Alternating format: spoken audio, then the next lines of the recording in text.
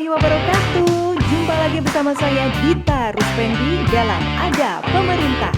Kali ini kita akan ngobrol bersama PJ Bupati Bekasi untuk membahas program-program kerja yang beliau canangkan. Seperti apa? Yuk ikuti kami.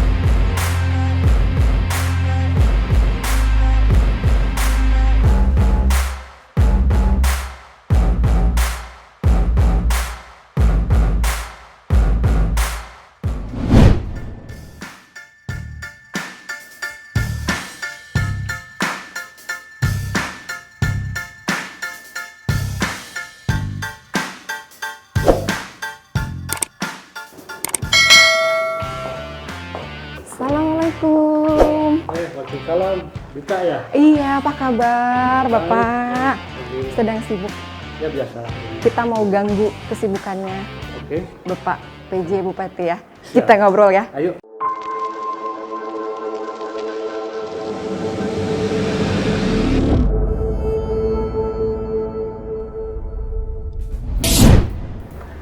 Akhir-akhir ini dunia maya sedang ramai oleh decak kagum. Rupanya itu datang dari warganet Kabupaten Bekasi. Ragam decak kagum itu menyelimuti kinerja sang bupati yang dijuluki Bupati Satset. Kali ini kita sudah duduk bersama sang bupati yang dijuluki Bupati Satset katanya begitu ya Pak.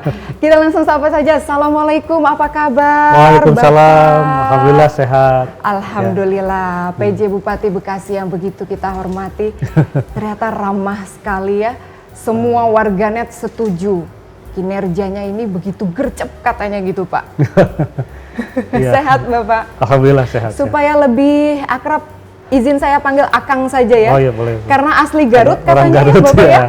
Oke, Iya. lahir di Garut. Lahir di Garut tapi numpang lahir sih ya, karena waktu SD sampai kuliah sudah di Bandung. Oke, Kang Dani ini lama di Bandung berarti. Iya. Keluarga sehat Kang? Alhamdulillah. Alhamdulillah, sehat Ibu Ria semua, Ya. AA, Pak Faiz, Faiz ya. sama Teteh Kaila, semua sehat ya? Sehat alhamdulillah. Sebulan yang lalu 25 Mei saya mengikuti media sosialnya Kang Dani. Saya mau nyanyi untuk Kang Dani Oh gitu. sama Ibu Ria. Ini selamat ulang tahun, anniversary katanya kemarin iya. ya? Mei.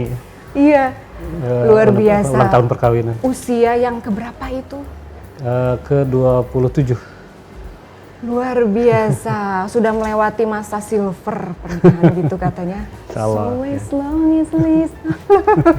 Untuk Ibu Ria luar biasa. Ibu Ria ini kalau saya lihat wajahnya mirip sekali dengan Kang Dani, jodoh. Oh iya, banyak sampai yang bilang jannah, begitu. katanya begitu ya. Luar biasa, Banyak yang Masya bilang Allah, begitu. Masya Allah, Masya Allah. Kang Dani, ini kita ngobrol santai, ada podcast di sini, pengen ngobrol-ngobrol soal program kerjanya Kang Dani ya. Selama 100 hari ini apa yang sedang dikejar? Kalau saya lihat mengikuti media sosialnya Kang Dani ini lagi sibuk perbaikan jalan ya. Iya. Karena itu yang paling banyak dikeluhkan ya. Kebetulan saya aktif di medsos. Kemudian saya juga mengikuti medsosnya Pemkab Bekasi. Jadi hampir rata-rata mengeluhkan jalan. Gitu. Sehingga saya fokus kerja saya selama jadi PJ ini ingin berkontribusi lah memperbaiki jalan. Saya lihat ada yang sudah teranggarkan di APBD, ada yang belum. Jadi saya coba kombinasi lah antara dana APBD dengan dukungan para pengusaha yang memang bersedia ternyata membantu gitu untuk kelancaran perekonomian di Kabupaten Bekasi.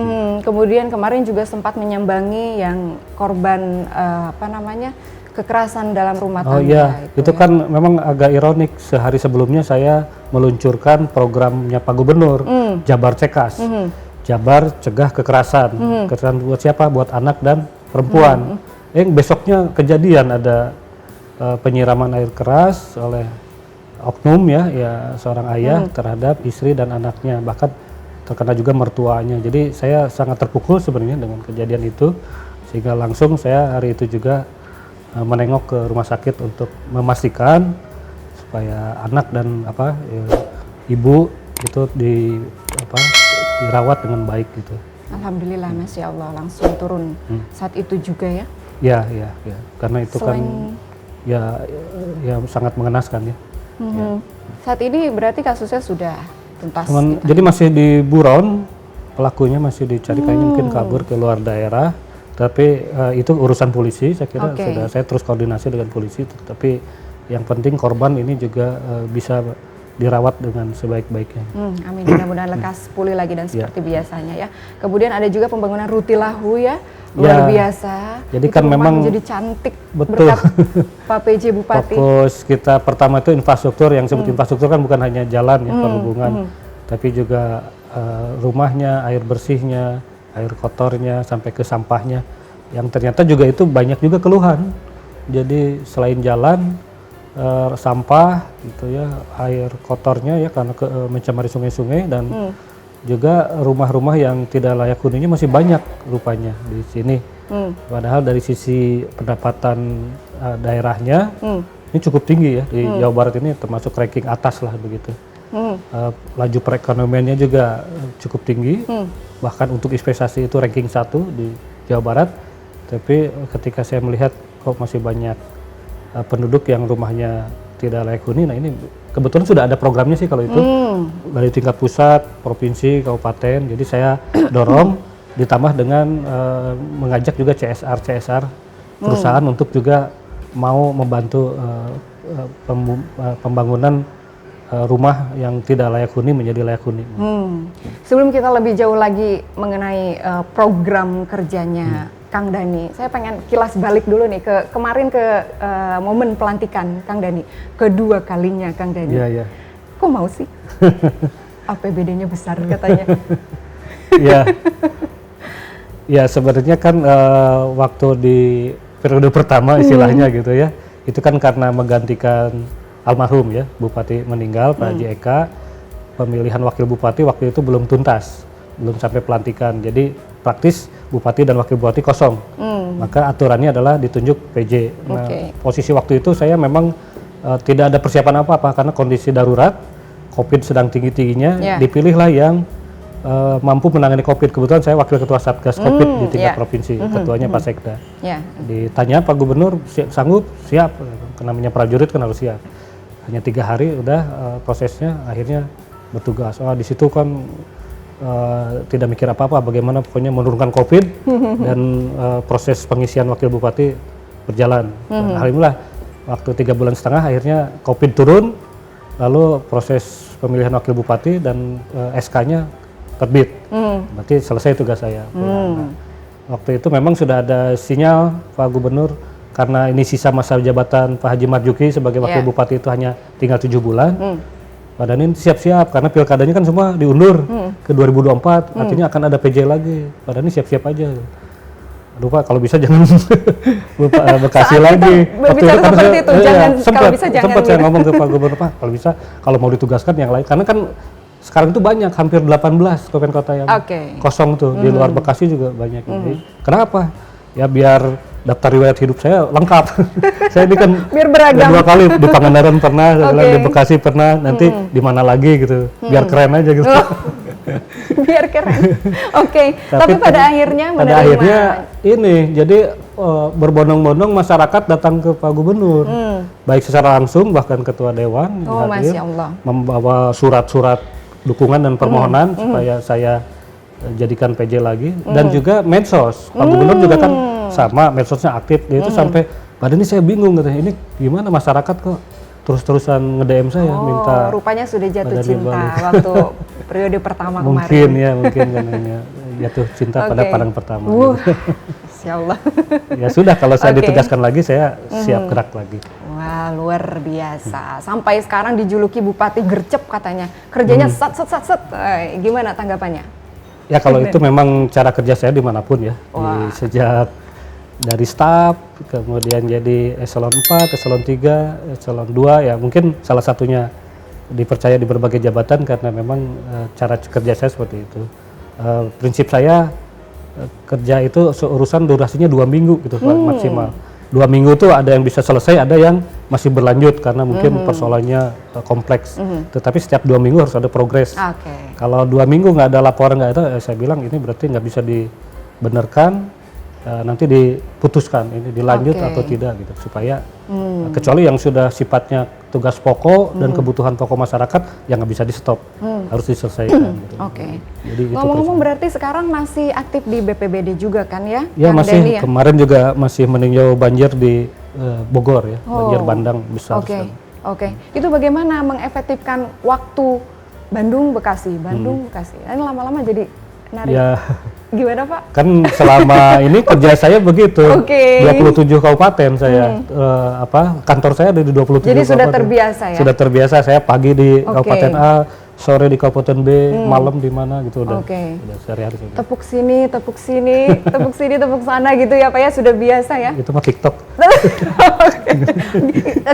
Ajari saya dong Pak. Saya diajarin ini juga Prokopimnya di sini. Luar biasa, saya mengikuti media sosial selalu. Waduh, saya di rumah jadi ikut-ikutan nih sambil masak. Lihat Kang Denny luar biasa. Itu cara ini ya. Ya itu untuk merilis stres. Karena kalau kita kerja harus serius, tapi ada saatnya bersantai, rileks ya harus kita nikmati juga. Itu kuncinya ya. Seimbang ya.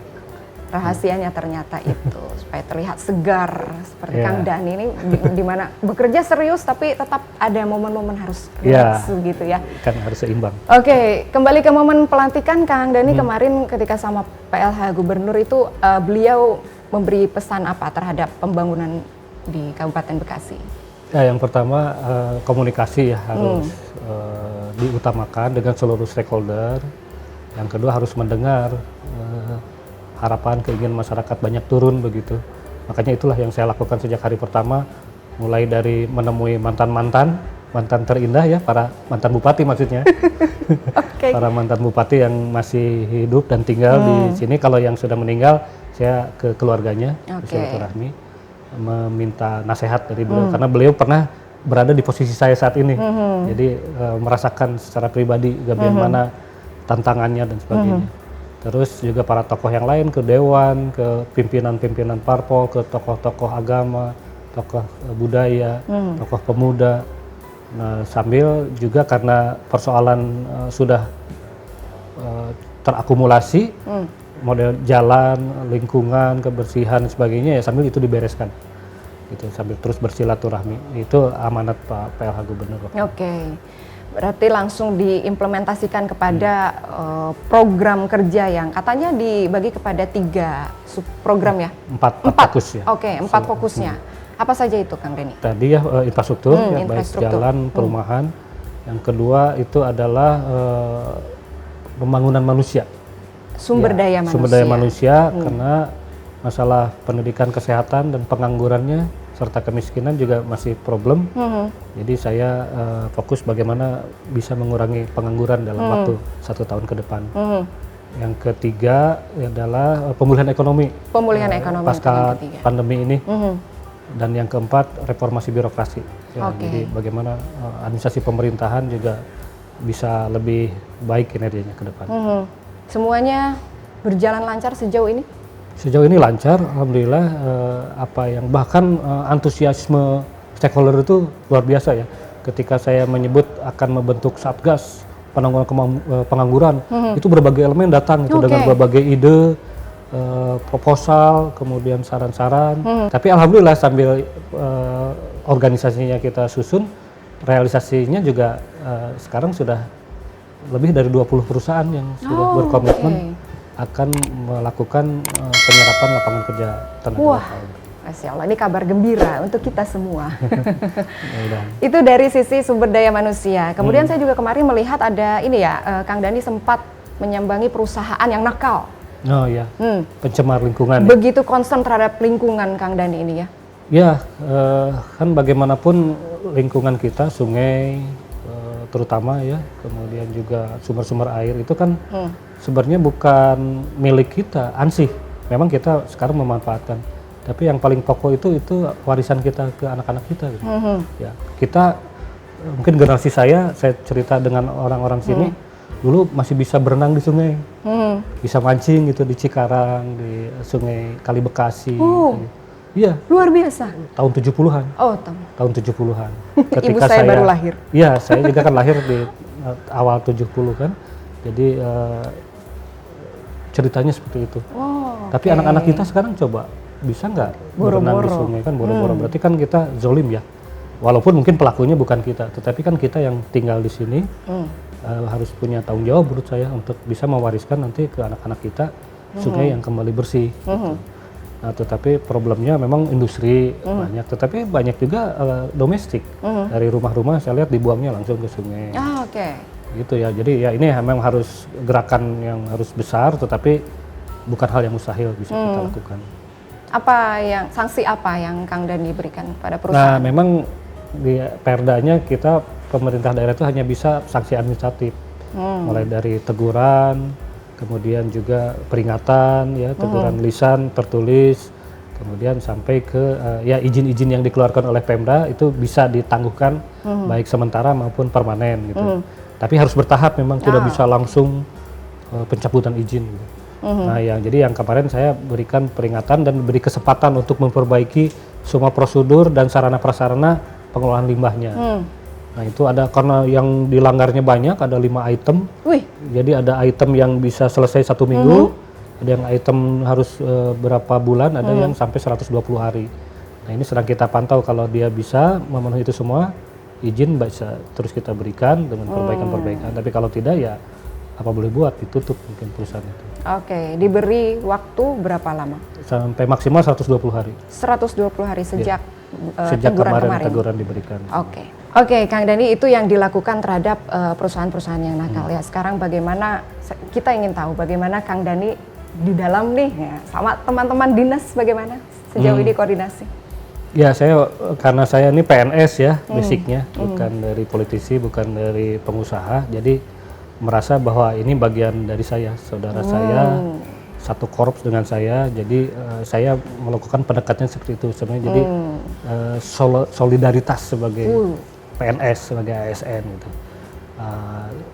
Tetapi ya saya juga paham mungkin di antara kebijakan-kebijakan saya itu ada yang bisa langsung diterima, ada yang tidak langsung, karena kan merubah kultur ya, beberapa hal misalnya tadi masalah kecepatan, kita bekerja itu saya fresh betul gitu kan, mungkin ada yang siap, ada yang belum.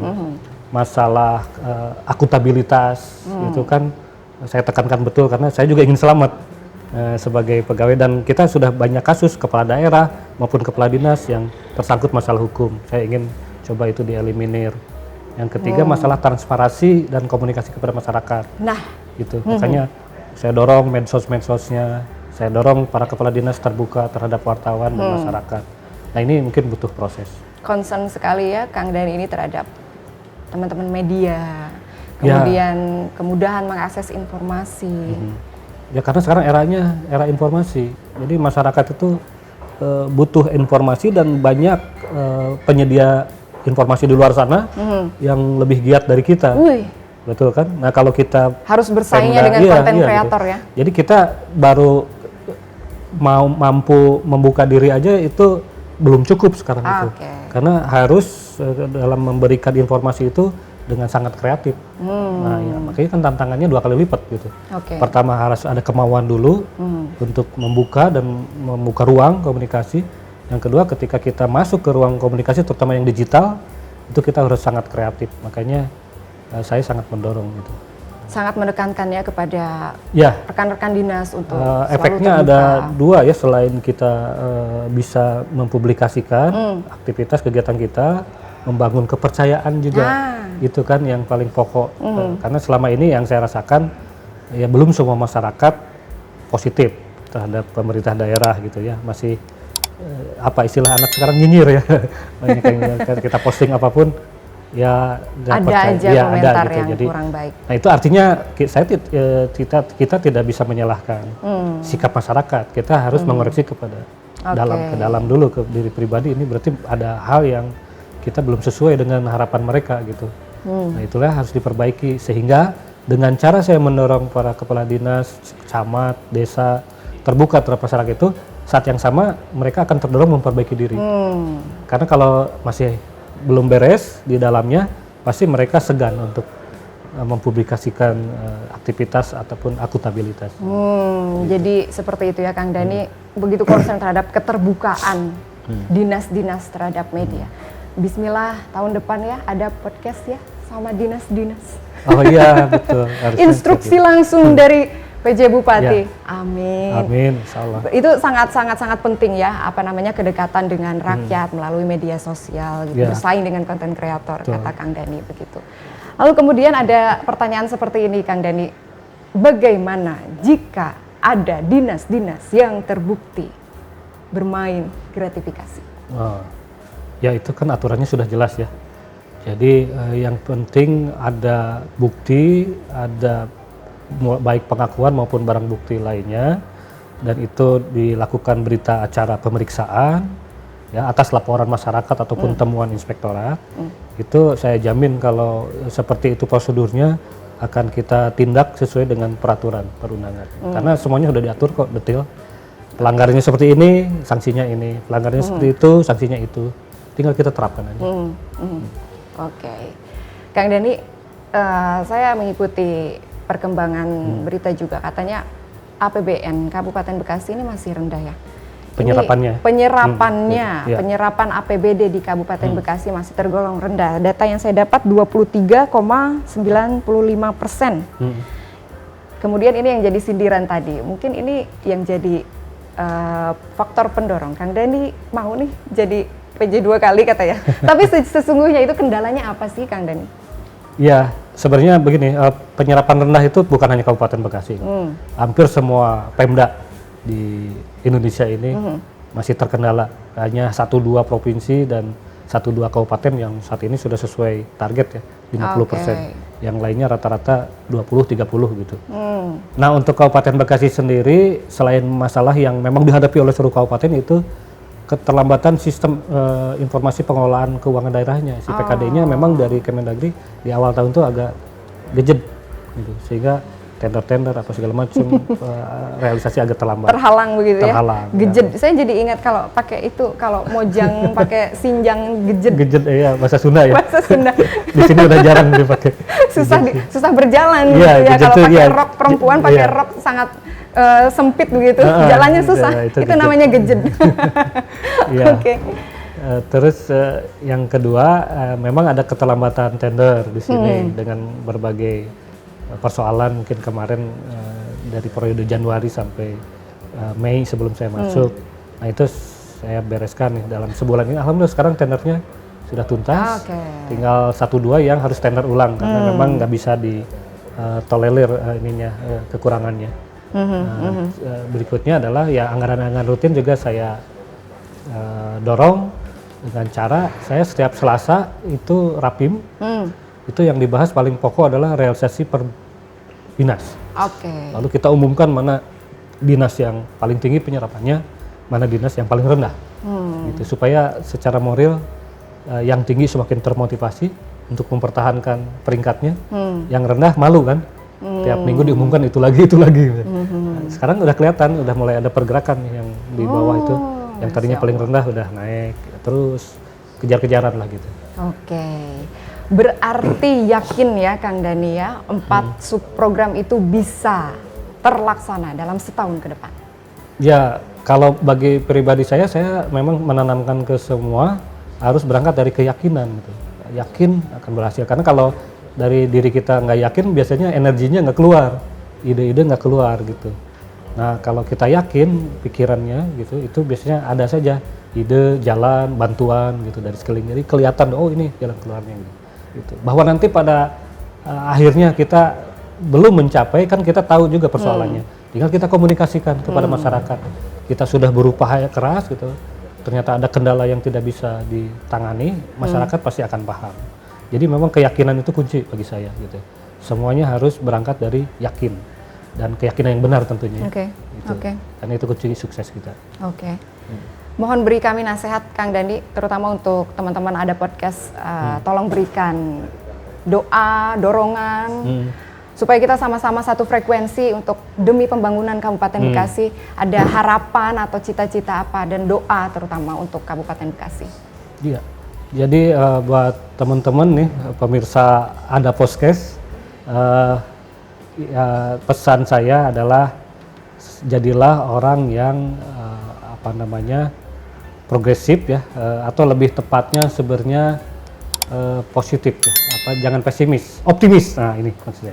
Jadilah orang yang optimis begitu ya, bahwa memang persoalan-persoalan yang dihadapi Kabupaten Bekasi ini masih cukup kompleks, tetapi kalau kita tetap optimis, maka aura positif ini akan datang kepada kita di sekeliling kita. Tadi ide-ide akan datang, bantuan, dukungan dari sekeliling akan hadir, karena kita sudah membuka pikiran dan hati kita untuk bersikap optimis dan yakin bahwa semua persoalan bisa kita selesaikan. Nah, setelah itu ya harus mau bahu-membahu gitu ya. Keinginan saja memang tidak cukup, kerja keras pun tidak cukup kalau tidak disertai kerja bersama, kerja dalam bentuk networking, sinergis gitu satu sama yang lain. Insya Allah dengan cara seperti itu kita semua bisa akan lebih maju di Kabupaten Bekasi. Amin, amin, amin, amin. Minum obat habis makan nasi. Cakep. Cakep. Dijawab dong. Pengen dijawab. Minum obat habis makan nasi. Makannya pakai goreng udang. Pemimpin hebat ada di Bekasi. Semoga sukses di segala bidang. Amin, ya, Kang amin. Dani. Kasih. Amin. Saya balas ya pantunnya ya. Oh, mau dibalas. Oke. Oke. Bang Dudung minum es. Cakep. Minumnya bareng Bang Arif. Wih. Dukung terus ada podcast. Semoga ada podcast selalu kreatif, inovatif, dan informatif. Wow, Masya Allah, terima kasih banyak Kang Dani. Sama-sama. PJ Bupati Bekasi, Bapak Dani Ramdan, semoga selalu sehat walafiat sekeluarga. Semua program kerjanya lancar ya dalam setahun ke depan ya, sesuai dengan rencana-rencananya. Salam untuk teman-teman, keluarga juga. Terima kasih banyak, mudah-mudahan kita dapat berjumpa lagi di lain kesempatan ya Kang Dani ya. Insya Allah. Sampai di sini ada podcast kali ini. Saya Dita Ruspedi mewakili segenap tim yang bertugas. Pamit undur diri dulu ya. Jangan lupa di like dan subscribe. Ada Production Official. Akhir kata, Assalamualaikum warahmatullahi wabarakatuh dan sampai jumpa.